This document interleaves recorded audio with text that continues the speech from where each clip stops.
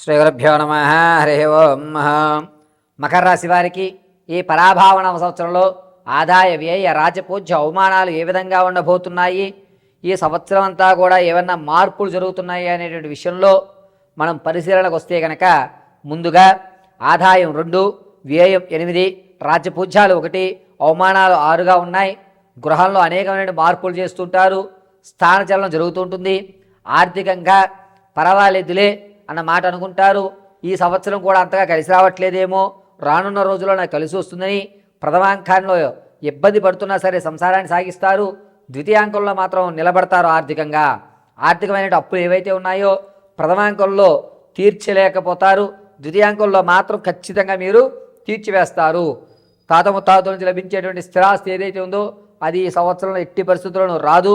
దాని మీద ఆశ పడకండి. మకర రాశి వారు కష్టే ఫలి అనేటువంటి మాట నమ్ముకోండి. మీకు ఉన్నటువంటి తెలివితేటల్ని మీరు ఏ వ్యాపారాలు అయితే చేస్తున్నారో వాటిలో కనుక ఉపయోగించుకోండి. అనవసరంగా మీ తెలివితేటలు, మీ సలహాలు పక్క వాళ్ళకి ఇచ్చి పక్క వాళ్ళ యొక్క వృద్ధికి మీరు తోడ్పడకండి. మీ సలహాల వల్ల పక్క వాళ్ళు ఎదిగేటువంటి అవకాశం ఎక్కువ లభిస్తుంది. ఆ సలహాలేవో మీ మీద మీరే ఇన్వెస్ట్మెంట్ పెట్టుకోండి, అద్భుతమైన ఫలితాలు చూస్తారు. సంగీత, సాహిత్య, సినీ, కళా పరిశ్రమలో ఉన్న వారికి మాత్రం కాస్త ఇబ్బందిదాయకంగా ఉంది. ప్రథమాంక ద్వితీయాంకంలో అవకాశం వచ్చినట్టే వచ్చి చేజారిపోతుంది. కాబట్టి ఆ రంగాల్లో ఉన్నవారు కొంచెం జాగ్రత్తగా ఉండడం చాలా మంచిది. మకర రాశిలో ఉన్నటువంటి వారికి ఈ సంవత్సరం అంతా కూడాను రియల్ ఎస్టేట్లో కానీ స్టాక్ మార్కెట్లో కానీ ధనాన్ని వెచ్చించాలి అంటే 1కి 10 సార్లు ఆలోచించుకోండి. అంత కలిసి వచ్చేటువంటి సూచనగా ఎక్కడా చెప్పడం జరగడం లేదు. మీరు పెట్టిన పెట్టుబడి అక్కడికక్కడే సరిపోతుంది. లాభం అనేటువంటి మాట మకర రాశి వారికి రియల్ ఎస్టేట్లోనూ స్టాక్ మార్కెట్లోనూ లేదు. రైతుల విషయానికి వస్తే మొదటి అంకంలో ఆనందదాయకంగా ఉంటుంది, ద్వితీయాంకంలో కొన్ని ఇబ్బందులు పడేటువంటి అవకాశం గోచరిస్తోంది. పైగా మకర రాశిలో ఉన్న విద్యార్థులకు జ్ఞాపక శక్తి పెరగడం, ఆ పెరిగినటువంటి జ్ఞాపక శక్తి వల్ల మీరు అనుకున్న రంగాల్లో ఉత్తీర్ణత సాధించడం అనేది జరుగుతుంది. ఈ మకర రాశిలో వారు సంవత్సరం అంతా కూడా ప్రయాణాల విషయంలో కొంచెం జాగ్రత్తగా ఉండండి. ప్రయాణం జరిగేటువంటి సందర్భంలో మెడ నరాలు ఎక్కువగా ఇబ్బందులు పడుతున్నాయి.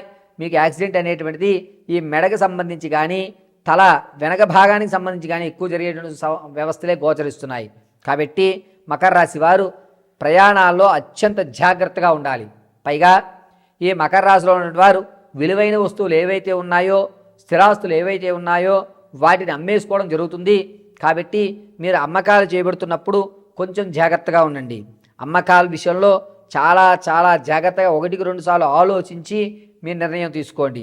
అంతేకాకుండా ఈ మకర రాశి వారు ఈ సంవత్సరం అంతా కూడా అద్భుతమైన ఫలితాలు పొందడానికి లక్ష్మీ నరసింహస్వామి వారిని ధ్యానం చేస్తూ ఉండండి. వెంకటేశ్వర స్వామి ఆరాధన చేయండి, అద్భుతంగా కలిసి వస్తుంది. పైగా ఈ మకర రాశిలో ఉన్నటువంటి వారు పాత స్నేహితులు ఎవరైతే ఉన్నారో వారిని మీ చెంత చేర్చరు. ఆ పాత స్నేహితుల వల్ల కొత్త బంధాలు అనేటువంటివి ఏర్పడుతున్నాయి. ఆ కొత్త బంధాల వల్ల మీకు కొంత ఊరట కలిగి కొత్త కొత్త పరిచయాలు ఏర్పడేటువంటి అవకాశం ఎక్కువగా గోచరిస్తుంది. శ్రీగురుభ్యో నమ. హరి ఓం. శ్రీ మహాగణాధిపతయే నమ. శ్రీ మహాసరస్వత్యై నమ. శ్రీగురుభ్యో నమ. హరి ఓం. జగతం పితరం వందే పార్వతీ పరమేశ్వరం. సర్వం శ్రీ అంబికానుగ్రహకటాక్షఫలసిద్ధ్యర్థం. ప్రతి ఒక్కరికి కూడా ఈ పరాభావనామ సంవత్సరంలో అనేకమైనటువంటి ఇబ్బందులు చవిచూసి ఈ సంవత్సరమన్నా సరే నా యొక్క స్థితి మారుతోందా, మారడం లేదా, నేను ఏ విధంగా స్థిరపడగలుగుతాను అనేటువంటి సందేహం ఉన్నవారు, ఈ సంవత్సరమైనా నా జాతకం మారితే నేనంటూ ప్రూవ్ చేసుకోవడానికి అవకాశాలు ఎక్కడన్నా కలుగుతాయా అనే ఆలోచన ఉన్న వాళ్ళకి మనం మేషం మొదలు పెట్టుకుని మీనరాశి వరకు కూడా ఏ విధంగా వారి యొక్క జాతక ప్రభావాలు ఉండబోతున్నాయి, ఎవరి యొక్క జాతకంలో ఆదాయ వ్యయ రాజపూజ్య అవమానాలు ఏ విధంగా ఉండబోతున్నాయి అనేటువంటివి గోచారరీత్యా వారి వారి ఫలితాలని వివరించి చెప్పడం జరుగుతుంది.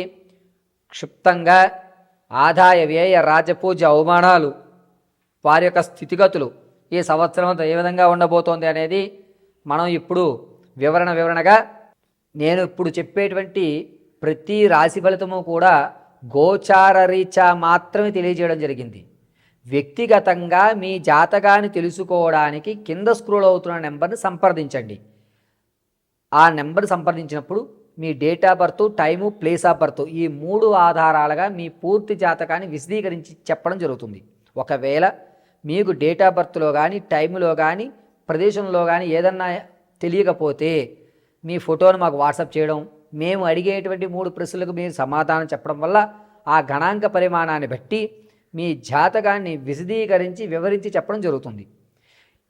ఖచ్చితంగా మీకు ఉద్యోగ ప్రాప్తి ఎప్పుడు కలుగుతుంది, గ్రహదోషాలు ఏమన్నా ఉన్నాయా, వివాహం కాకపోవడానికి కారణం ఏమిటి, సంతానం కలగకపోతే కనుక ఏ విధమైనటువంటి పరిహారాలు చేసుకోవాలి, అదేవిధంగా ఉద్యోగంలో ప్రమోషన్ రావడానికి ఏ విధమైనటువంటి దేవతారాధన చేయాలి, ఏ రోజు ఏ దీపారాధన గావించుకుంటే ఏ దేవతామూర్తి యొక్క నామస్మరణ మనం చేస్తే మనకి కలిసి వచ్చేటువంటి యోచనగా ఉంటుంది, ఆర్థికంగా నిలబడాలి అంటే కనుక ఏ దేవతామూర్తి యొక్క మూలమంత్రాన్ని మనం పఠించుకోవాలి, ప్రేమ వివాహం చేసుకోవాలా లేకపోతే అరేంజ్డ్ మ్యారేజ్ చేసుకోవాలా అనేటువంటి సందిగ్ధంలో ఉన్న మీ భవిష్యత్తు ఉన్నతమైన స్థితిగతులు పొందాలన్నా, పూర్తి మీ జాతకాన్ని తెలుసుకోవాలన్నా కింద స్క్రోల్ అవుతున్న నెంబర్ని సంప్రదించండి.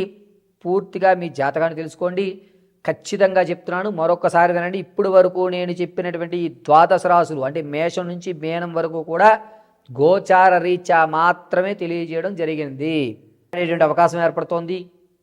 పళ్ళ వ్యాపారస్తులకు మాత్రం కాస్త ఇబ్బందిదాయకంగా ఉంది. అధికమైనటువంటి ఎండలు గోచరించడం, వృద్ధులు మాత్రం చాలా జాగ్రత్తగా ఉండేటువంటి సూచనగా చెప్పవచ్చు.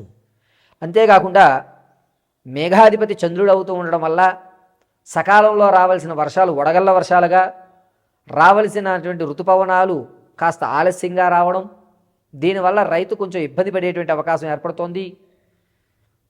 తగు భూసారము అనేటువంటి తగ్గడం, నీటి కొరత అనేటువంటిది కొంచెం ఏర్పడడం, ప్రాజెక్టులు ఏవైతే ఉన్నాయో నీటికి సంబంధించిన ప్రాజెక్టులు ఏవైతే ఉన్నాయో అవి ఆగిపోవడం అనేటువంటిది ఎక్కువగా గోచరిస్తుంది. రసాధిపతి సూర్యుడు అవుతూ ఉండడం వల్ల భార్యాభర్తల మధ్య కానీ లేదా స్నేహబంధమైనటువంటి విషయాల్లో కానీ అవకతవకలు ఏర్పడుతున్నాయి. ఒకరి మీద ఒకరికి అపనమ్మకం అనేటువంటిది ఎక్కువ ఏర్పడేటువంటి అవకాశం ఏర్పడుతుంది. మనుషుల మధ్య కల్మషం అనేటువంటిది జూలై నుంచి ప్రారంభమయ్యి నవంబర్ వరకు కూడా ఎవరిని పూర్తిగా నమ్మేటువంటి గోచరం ఎక్కడక్కడ గోచరించడం లేదు. ఇక నీరసాధిపతి గురుడు అవ్వడం వల్ల పెద్ద పెద్ద ఇండస్ట్రీస్ ఏవైతే ఉన్నాయో వాటిలో అగ్ని ప్రమాదాలు ఎక్కువగా జరిగేటువంటి వ్యవస్థ జరుగుతోంది. రైలు ప్రమాదం కూడా ఎక్కువగా జరిగేటువంటి ధోరణులు ఎక్కువగా కనబడుతున్నాయి. ప్రయాణాలు చేసేటప్పుడు చాలా జాగ్రత్తగా ఉండాలి. ముఖ్యంగా ఈ గనుల్లో పనిచేసే వాళ్ళు కానీ, అదేవిధంగా చిన్న చిన్న వర్తకాలు పెట్టుకునేటువంటి వారు, అంటే రోడ్డు పక్కన టెంట్లు వేసి సామాగ్రి అమ్ముకునేటువంటి వారు కొంచెం జాగ్రత్తగా ఉండాలి. పెను ప్రమాదాలు ఎక్కువగా ఉన్నాయి. ఈ ప్రమాదాలన్నీ కూడా గనుల్లో కానీ ఇక్కడ కానీ జరిగేటువంటి ప్రమాదాలు ఎక్కువ కూడా ఏప్రిల్ 18వ తారీఖు నుంచి ప్రారంభమయ్యి జూలై 24 వరకు కూడా ఈ గనుల్లో కొన్ని ఇబ్బందులు కలగడం, ప్రభుత్వ శాఖల్లో కూడా అనూహ్యంగా బిల్డింగులు కూలడం కానీ కుంచుకుపోవడం అనేటువంటి వ్యవస్థ ఎక్కువగా గోచరిస్తుంది. ఇక ఈ సంవత్సరంలో ఎట్టి పరిస్థితుల్లోనూ ఏ మాసంలో కూడా గ్రహణాలు మన భారతదేశంలో కనిపించవు. ఈ పరాభావన సంవత్సరంలో 3 గ్రహణాలు మనకి గోచరిస్తున్నాయి. అందులో మొట్టమొదటిది ఆగస్టు 12వ తారీఖున సంపూర్ణ సూర్యగ్రహణం, 27వ తారీఖున చంద్రగ్రహణం, ఫిబ్రవరి 6, 2027లో సూర్యగ్రహణం గోచరిస్తోంది. ఈ 3 గ్రహాలు కూడా మన యొక్క భారతదేశంలో కనిపించవు కాబట్టి ఈ సంవత్సరం గ్రహణాలు లేవని మాత్రం మనం చెప్పుకోవచ్చు. ఇక మూడాలు అనేటువంటివి గురుమూఢమి జూలై 15వ తారీఖు నుంచి ప్రారంభమవుతుంది. ఈ మూఢమి చాలా తక్కువ రోజులే ఉంటుంది. దీనివల్ల ఎక్కడా కూడా ఇబ్బందులు కలిగేటువంటి అవకాశం లేదు. ఈ గురుమూఢమి శుక్రమూఢములు కూడా ఆగస్టు నెలలో జూలై నెలలోనే గోచరిస్తున్నాయి. ఈ ఆగస్ట్ జూలై ఈ 2 నెలల్లో కూడా మూడాలు అనేటువంటి చాలా తక్కువ ఏర్పడుతూ ఉండడం వల్ల వివాహాది శుభకార్యక్రమాలకి జూలై ఆగస్టు మంచి రోజులు కాదు అని మనం చెప్పుకోవచ్చు. ఈ యొక్క పంచాంగంలో ఇప్పటి వరకు మనం దేశ కాలమాన పరిస్థితులు ఏ విధంగా ఉండబోతున్నాయనేది చర్చించుకున్నాం. వ్యక్తిగతమైన మీ యొక్క జాతకాలు మేషం నుంచి మొదలుపెట్టుకుని మీనరాశి వరకు కూడా ఏ విధంగా ఉండబోతోంది అనేది మనం నెక్స్ట్ ఎపిసోడ్లో విశదీకరించి తెలుసుకుందాం.